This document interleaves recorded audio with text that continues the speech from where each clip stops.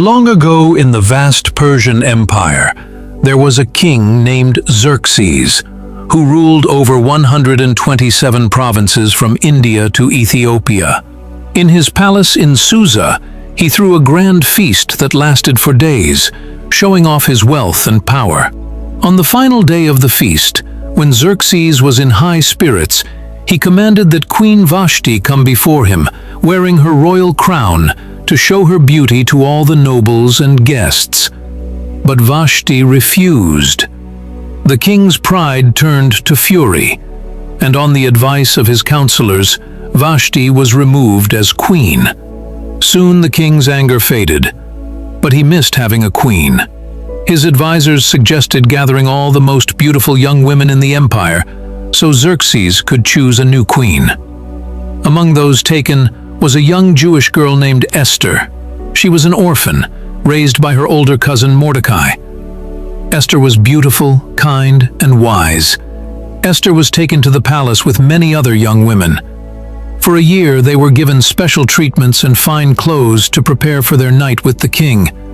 When Esther's turn came, she found favor in the eyes of everyone who saw her. When she stood before Xerxes, he loved her more than any other and placed the royal crown on her head. Esther became queen, but she kept her Jewish identity a secret, just as Mordecai had warned her. Meanwhile, Mordecai sat at the king's gate each day to watch over Esther. One day, he overheard two palace guards plotting to kill the king. Mordecai told Esther, who warned the king, and the plot was stopped. Mordecai's loyalty was recorded in the royal chronicles, but he was not rewarded. Soon after, a powerful noble named Haman rose to become second in command. Haman was proud and demanded that everyone bow to him, but Mordecai refused to bow, for he would bow only to God. Haman burned with rage. When he learned that Mordecai was a Jew, he decided not only to punish him, but to destroy all Jews in the kingdom. Haman went to King Xerxes with lies and said, "There is a people scattered throughout your empire who do not obey your laws. Let a decree be written to destroy them." The king agreed, giving Haman his royal ring to seal the law. Messages were sent out to every province, announcing that on a certain day, all Jews would be killed, men, women, and children. When Mordecai heard this, he tore his clothes, put on sackcloth and ashes, and wept loudly at the king's gate. Esther's servants told her, and she sent clothes for Mordecai, but he refused them. Mordecai sent word to Esther, "Go to the king and beg for mercy for our people." Esther was terrified. "No one may go before the king uninvited. If I do, I could die, unless he holds out his golden scepter." Mordecai sent back a message, "Do not think you will escape because you are in the palace. If you remain silent, deliverance will come from somewhere else, but you and your family will perish. Who knows if you have come to the kingdom for such a time as this?" Esther's heart burned with courage. She sent back her reply, "Gather all the Jews in Susa, fast for me for 3 days and nights. I will go to the king, even if it costs me my life." After 3 days, Esther dressed in her royal robes and stood in the inner court, facing the throne room. King Xerxes saw her and was pleased. He held out his golden scepter.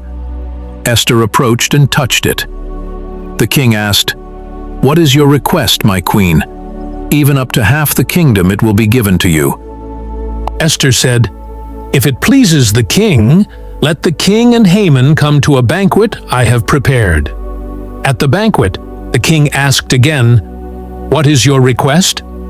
Esther answered, "Come with Haman to another banquet tomorrow. Then I will answer." Haman left the banquet proud and joyful. But when he saw Mordecai still refusing to bow, his anger burned again. At home, his wife and friends suggested he build a gallows 50 feet high and ask the king to have Mordecai hanged. That night, the king could not sleep.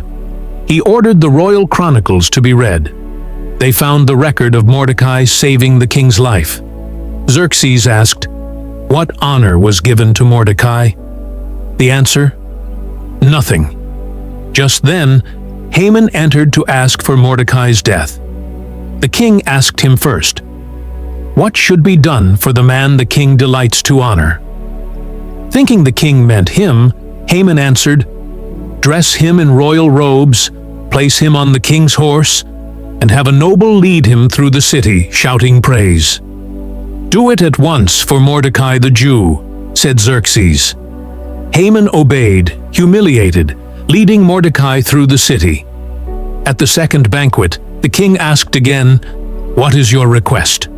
Esther rose and said, "O king, spare my life and the lives of my people, for we have been sold to be destroyed." Xerxes was shocked. Who would dare do such a thing? Esther pointed across the table. "This wicked Haman." The king rose in rage and stormed into the garden. Haman fell at Esther's feet, begging for mercy.